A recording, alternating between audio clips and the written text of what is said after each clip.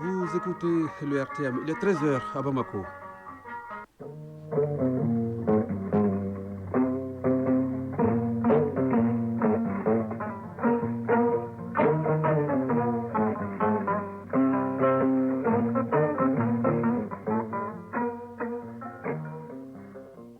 Le journal Soumeila Berté. Bonjour, à la une de l'actualité de cette mi-journée, 4e conférence internationale sur le financement du développement à Séville, en Espagne. Le Premier ministre est intervenu hier. Dans son adresse, le général de division Abdoulaye Maïga a plaidé pour des réformes des institutions financières internationales avant d'appeler la communauté internationale à plus de solidarité pour déconnecter le terrorisme de ses sponsors. La République démocratique du Congo célèbre le 65e anniversaire de son accession à l'indépendance. Le président Félix Tshisekedi a saisi l'occasion pour revenir sur l'accord de paix signé avec le Rwanda vendredi dernier. Il parle de tournants décisifs pour mettre fin à 3 décennies de violence dans l'est de son pays. Les sports, Coupe du monde de basketball, les moins de 19 ans, le Mali jouait ce matin contre l'Argentine en football. CAN féminine Maroc 2024, les Aigles du Mali sont en préparation au Maroc depuis une semaine. Avec Seragatou Sissé, nous parlerons également de la Coupe du monde des clubs de la FIFA qui est au stade des 8e de finale. Et puis chronique et initiative citoyenne de ce mardi, Ousmane Dao nous fait découvrir l'Association africaine de la santé et de l'éducation sociale créée par des jeunes maliens établis au Canada. ASS est une organisation qui s'emploie à transformer des vies et des communautés à travers tout le Mali. Chronique initiative, c'est en fin de journal. Voilà pour les titres. Soyez les bienvenus dans ce journal. Nous ouvrons ce journal donc avec cette nouvelle du jour. L'état-major général des armées informe l'opinion des attaques coordonnées perpétrées très tôt ce matin du 1er juillet 2025 contre les positions Fama, Denyuno, Mouloudo, Sandaré, Nyoro du Sahel, Diboli, Gogi et Kaye. Les situations sont suivies de très près. Nous y reviendrons en détail. En attendant d'avoir d'autres éléments sur cet événement, notre reporter Garibou Pérou revient sur le film de ces attaques ignoble et la riposte fulgurante des femmes. Nous l'écoutons dans cet éditorial. Animés par le dessein funeste de semer le chaos et d'installer la peur, des groupes terroristes lourdement armés ont déclenché tôt ce matin une série d'attaques savamment coordonnées. Mais c'était sans compter sur la résolution farouche et l'abnégation des forces armées maliennes.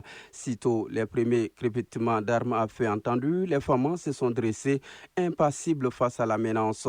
Sur les deux fronts, à l'ouest comme au centre, leur riposte fulgurante et maîtrisée a témoigné d'une préparation exemplaire. Là où l'ennemi espérait semer le doute, il n'a rencontré que la détermination. Là où il pariait sur l'effet de surprise, il s'est heurté à une vigilance aiguë, presque instinctive. À Kaye et à Nyoro, les unités déployées ont contenu l'assaut avec une coordination digne de grandes manœuvres militaires. Les tirs nourris ont été stoppés net, les positions solidement tenues et les assaillants neutralisés. À Ségou, le même scénario s'est joué dans un mouvement rapide, précis et sans appel. Les femmes ont neutralisé plusieurs combattants et récupéré d'un arsenal considérable. En cette matinée, le pays s'est réveillé sous la violence des coups, mais il n'a point fléchi. Grâce au courage indéfectible des femmes, la République est demeurée debout, inébranlable face à l'adversité.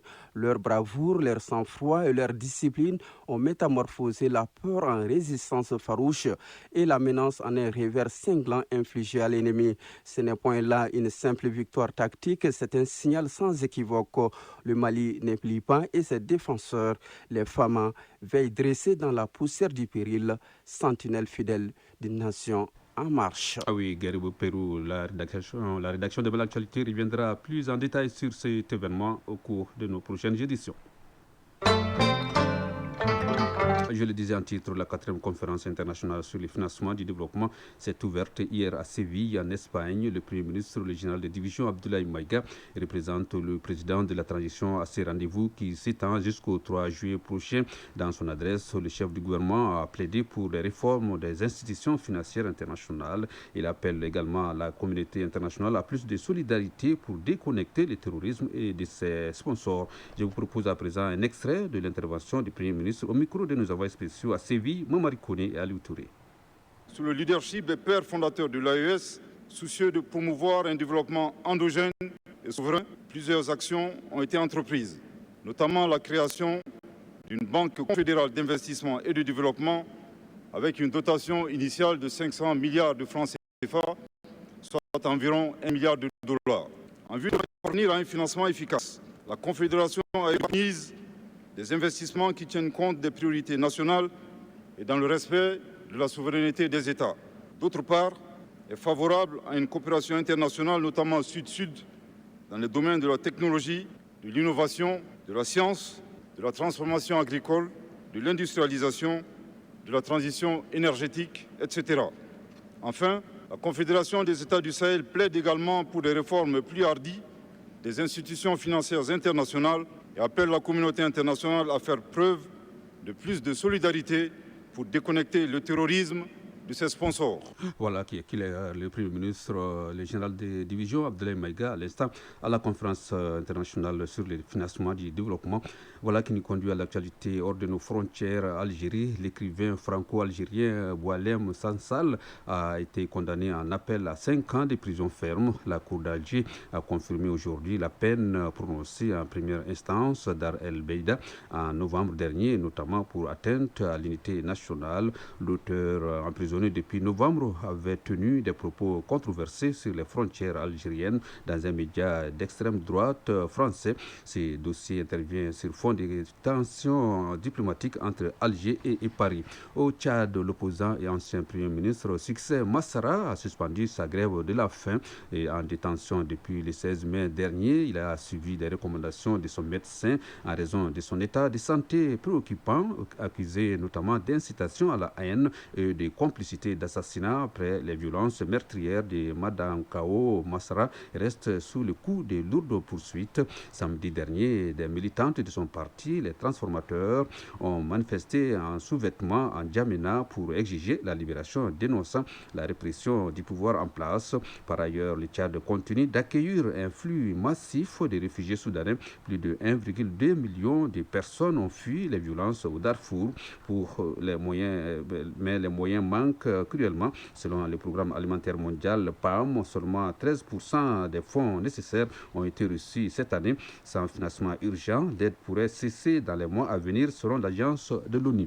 RDC, le président Félix Tshisekedi a profité de la célébration du 65e anniversaire de l'indépendance de son pays pour revenir sur l'accord de paix signé avec le Rwanda vendredi dernier à Washington.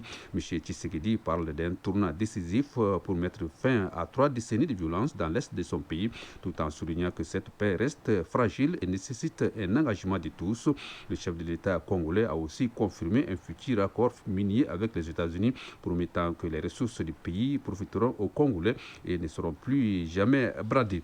En Iran, tension autour du nucléaire iranien. Téhéran suspend sa coopération avec l'Agence internationale de l'énergie atomique, une décision actée par le Parlement et confirmée hier par le ministère des Affaires étrangères.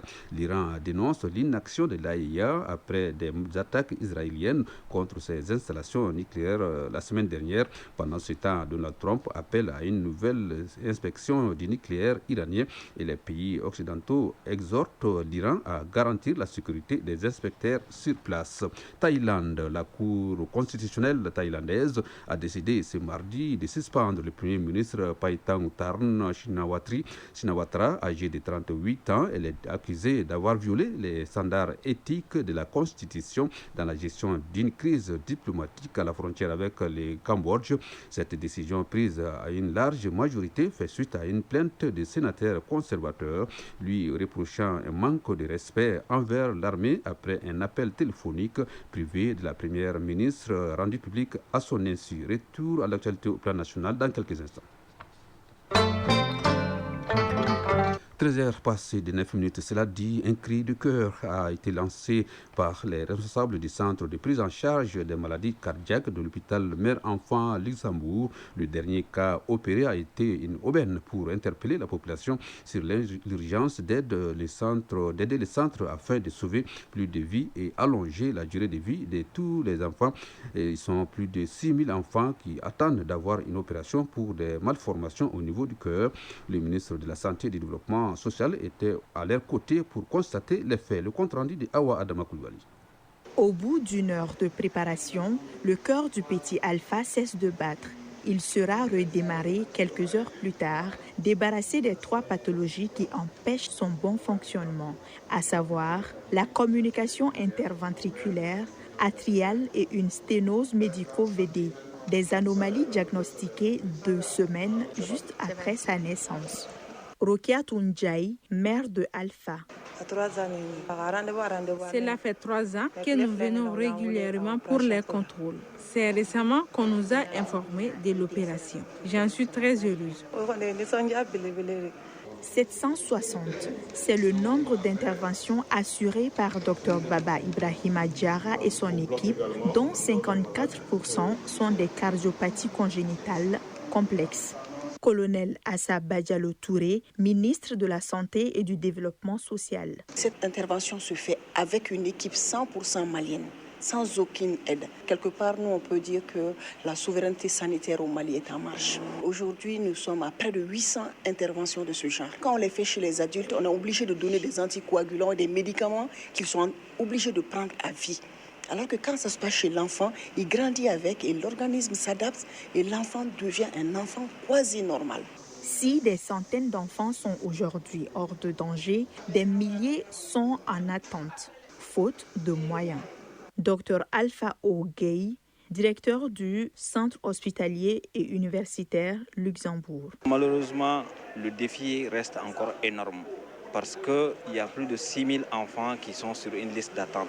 Et si rien n'est fait, malheureusement, ces enfants-là vont mourir. L'intervention à cœur fermé coûte 3 millions et à cœur ouvert, ça coûte 4 millions de francs CFA, ce qui n'est pas de l'assiette du Malien moyen. En plus de l'État, PEMU Mali, la Fondation Orange et la Fondation Cham soutiennent régulièrement le centre de chirurgie cardio-pédiatrique, qui est le 2e centre opérationnel en Afrique après le Sénégal. Alpha Bari a 3 ans et pèse 14 kilos. Dans quelques semaines, il pourra rejoindre le cocon familial. Fin de l'atelier d'échange sur la pratique des textes régissant l'urbanisme, la construction, les domaines et les cadastres. L'objectif était d'outiller les participants dans l'application des 10 textes. Compte rendu Durache Diakité. Les services centraux et régionaux du ministère de l'Urbanisme et de l'Habitat ont passé au peigne fin des contraintes techniques liées à l'harmonisation et à l'application des textes. Cela dans le but de mettre fin aux contentieux dans le domaine foncier. Les 2 jours d'échange ont permis aux agents de la Direction nationale de l'urbanisme et de l'habitat DNUH et ceux de la Direction générale des domaines et des cadastres DGDC de se mettre au même niveau de compréhension des textes. Les participants ont à la fin des travaux formulé des recommandations. Le site web opérationnel de la DGDC a été également présenté. Charles Diarra, président de la sous-commission rédaction et publication des rapports. Monsieur le ministre, l'atelier recommande fortement aux services régionaux et sub-régionaux de l'urbanisme, de l'habitat, des domaines et du cadastre d'aider les concitoyens dans la résolution de leurs problèmes conformément à la vision des autorités de la transition. Il est recommandé de rejeter toute demande portant sur une parcelle de terrain issue d'une opération irrégulière et surtout prendre les dispositions en vue de sanctionner les auteurs. Amadou Bamadjo, chef cellule informatique et la documentation des archives de la DGDC. Le nom c'est dndc.gouv.ml. Désormais, à partir de notre site web, on peut accéder aux services des domaines sans se déplacer. On peut déposer sa demande sur notre site, on peut suivre les demandes sur notre site. Donc il permet de communiquer aussi les informations de l'évolution du dossier de l'usager directement dans son compte. Le ministre en charge de l'urbanisme qui a pris bonne note de ces recommandations a invité les participants au respect strict des textes. Imran Abdoulaye Touré, ministre de l'Urbanisme, de l'Habitat, des domaines de l'aménagement du territoire et de la population. Dans le souci d'améliorer vraiment la gestion domaniale, foncière et urbaine en République du Mali, le chef de l'État attend beaucoup de nous dans le cadre de la satisfaction des besoins de nos populations. Nous devons vraiment tout faire pour qu'il n'y ait pas de litige foncier en République du Mali. Nous sommes en 2025, en 2026, qu'il n'y ait plus de dossiers litigieux au niveau de l'IID. Ont également pris part à cet atelier des anciens des services centraux et régionaux du ministère en charge de l'urbanisme et de l'habitat qui ont partagé leur expérience avec leurs cadets. L'actualité dans nos régions à présent, à Bougouni, plus de 900 millions de francs CFA, c'est le coût de réalisation des infrastructures du projet régional d'appui au pastoralisme au Sahel, PRAPS 2 Mali, dans la région de Bougouni. Une délégation du dit projet était sur le terrain pour constater ces réalisations dans les différentes localités de la région. Bougouni, Abdul Karim Konaté. Plusieurs infrastructures et espaces pastoraux aménagés ont été réalisés dans le cadre de la mise en œuvre de la deuxième phase du projet régional d'appui au pastoralisme au Sahel, PRAPS 2 Mali, dans la région de Bougouni. Ces infrastructures ont été visitées par les acteurs du projet pour constater de visu l'état des infrastructures et échanger avec des différents comités de gestion. La première étape de cette visite était l'étal de boucherie situé au quartier de Troakabougou. Mahmoud Sissé, membre du comité de gestion de l'étal de boucherie de Troakabougou. Nous avons demandé, on nous a donné. C'est une très bonne chose. Autre endroit visité par la délégation, le magasin d'aliments bétail de Bougouni et le système hydraulique pastoral amélioré de Zantiabougou. Siaka Kone, président du comité de gestion du système hydraulique pastoral amélioré de Zantiabougou. Avant la réalisation de ce système hydraulique amélioré, nos animaux perdaient la vie à cause du manque d'eau potable. Dans les marigots, tout comme dans les mares. Même d'autres bergers de passage bénéficient de ces points d'eau. Madame Magraga Fatmata Konate, directrice régionale de production et industrie animale. Avant, Bougouni n'avait pas ce genre d'infrastructure. C'est avec PRAPS 2 que nous avons eu beaucoup de réalisations. Ces infrastructures, vous savez, jalonnent sur une piste initialement identifiée. Donc, si les travaux se poursuivent, ça aide à l'abreuvement des animaux de la localité et des transhumants. Outre ces réalisations, le PRAPS 2 Mali a permis de financer en 2024 150 activités génératrices de revenus au profit des femmes et des jeunes pour un montant total de 37 500 000 francs CFA. Rappelons que le coût total des réalisations du projet dans la région de Bougouni est estimé à plus de 900 millions de francs CFA. Bougouni, Abdul Karim Konaté, Djibril Bagayogo pour l'ORTM. En première région, un atelier de formation des acteurs humanitaires sur la préparation et la réponse aux urgences se tient depuis lundi à Caille. La session est organisée par la Direction régionale du développement social et de l'économie solidaire avec le concours de l'UNICEF. Caille, le compte-rendu de Kabadjara. Organisé par la Direction nationale du développement social à travers la Direction régionale du développement social et de l'économie solidaire des CAI grâce à l'appui technique et financier de l'UNICEF. Cette formation des acteurs humanitaires dans les régions des CAI, Kita et Nyoro vise à améliorer les connaissances et les compétences du personnel des services techniques intervenant dans l'action humanitaire pour contribuer à une réponse d'urgence efficace et adaptée aux crises humanitaires. Amadoun Pokoum, directeur régional du développement social et de l'économie solidaire à CAI. Aujourd'hui, on s'est rendu compte qu'il faut conjuguer les efforts de tous les acteurs pour que nous puissions faire face à ces urgences humanitaires. Sans quoi, ça va être une catastrophe. El Hadji Dr Amadou Mba, chef du bureau de zone de l'UNICEF CAI. Chacun d'entre nous joue un rôle essentiel dans cette lutte pour la dignité humaine. D'échanger des expériences, co-créer des solutions qui pourraient atténuer l'impact de ces crises humanitaires et climatiques. Les situations humanitaires qui continuent d'affecter les populations du nord et du centre de notre pays ont fini par s'étendre aux régions du sud, selon le représentant du gouverneur de la région des CAI, Adama Asagaïdou Maïga, conseiller aux affaires économiques et financières au gouvernorat des CAI. Ces populations connaissent, à l'instar de celles des régions du nord et du centre, une situation de vulnérabilité accentuée. Ainsi, pour prévenir et ou atténuer les effets des crises humanitaires sur les populations, le renforcement des capacités des acteurs et en particulier les techniciens des services sectoriels s'avère une nécessité impérieuse. Durant 4 jours, des thèmes entre autres seront développés: la politique nationale de l'action humanitaire, les fondamentaux de l'action humanitaire, le système humanitaire international, les procédures en matière de préparation et de réponse aux urgences. Kai Kabadjara Lassana Keita pour l'ORTM.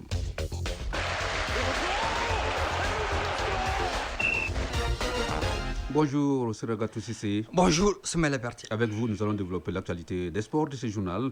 Coupe du monde de basketball de moins de 19 ans, le Mali jouait ce matin contre l'Argentine.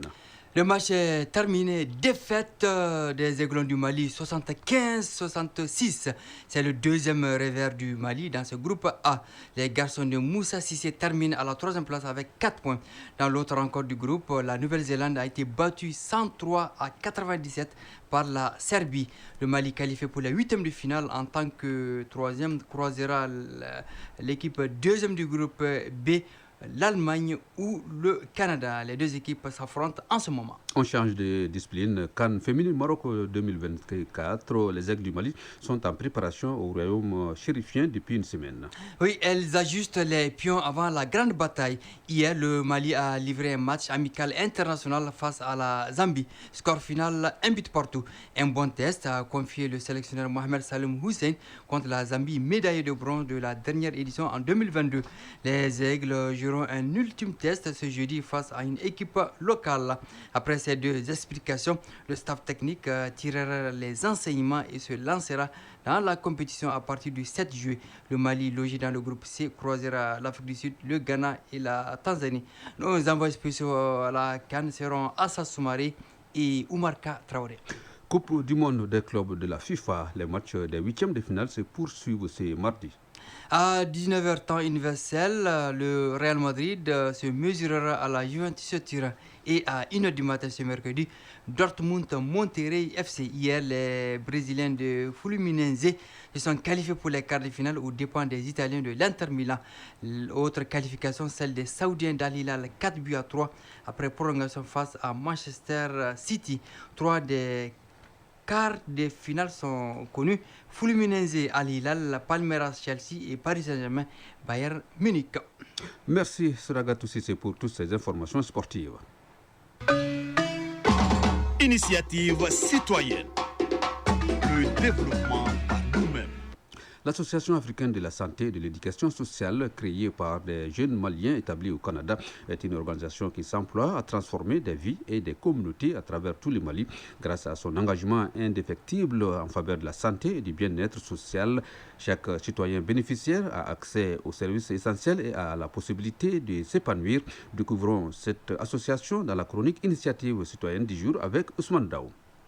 Partis au Canada à la recherche d'un mieux-être pour jouer leur partition dans le développement du pays, ces jeunes Maliens ont décidé de créer l'Association africaine de la santé et de l'éducation sociale. Depuis un moment, elle a implanté son bureau à Magnambougou Projet en commune 6 du district de Bamako. Une façon d'être au plus près des Maliens dans ses interventions dans plusieurs domaines. Abdrahman Sidibé est le président de l'association.